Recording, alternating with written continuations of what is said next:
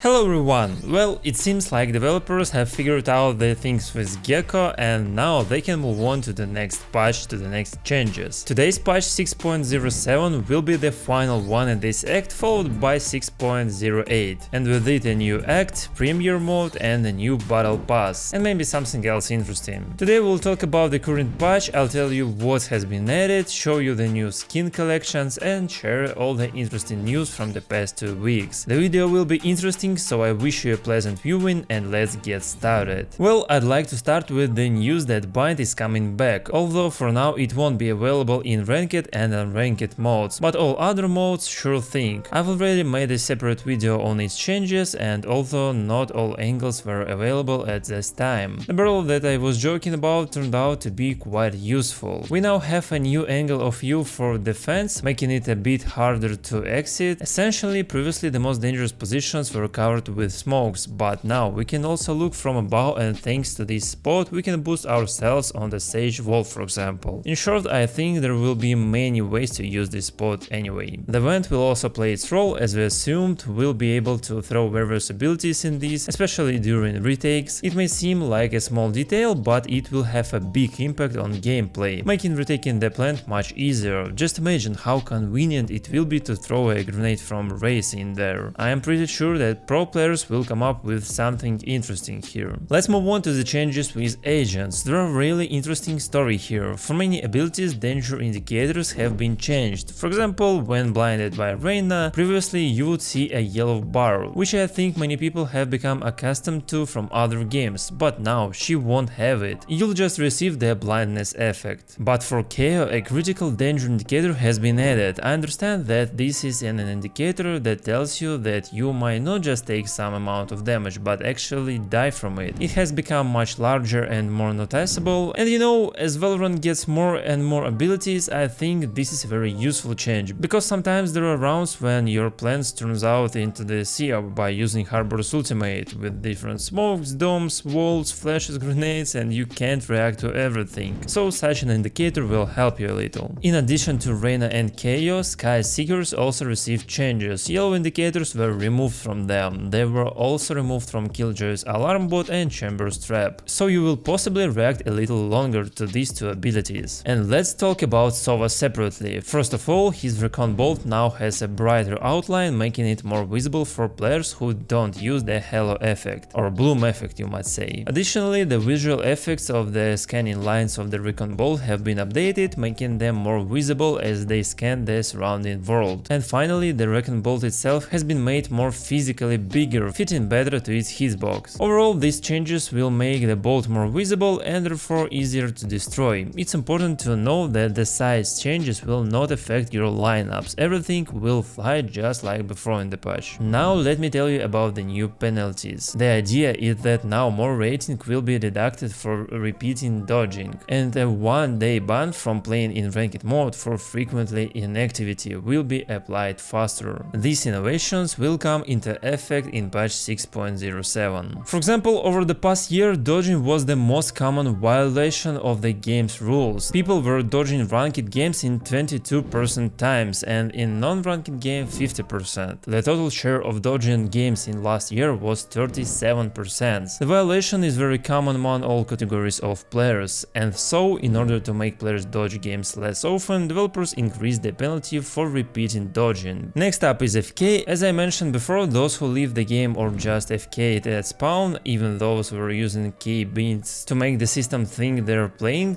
will receive a 1-day ban much faster than before, probably even right after the game. Additionally, data miners are uncovering more and more information about the reward system that developers are apparently preparing for us. The idea is that you'll receive some kind of diamond for accomplishing something in the game, for example, playing rounds. Each diamond will give you plus 100 experience, and you can get up to 4 diamonds per day. It doesn't sound too exciting at the moment, meaning that it should be some kind of new experience. Otherwise, getting even 400 additional experience per day when you get over 1000 per game won't be particularly beneficial, but we'll learn about it later. And with that, the video has come to an end. Thanks everyone who watched to the end, see you soon, bye bye.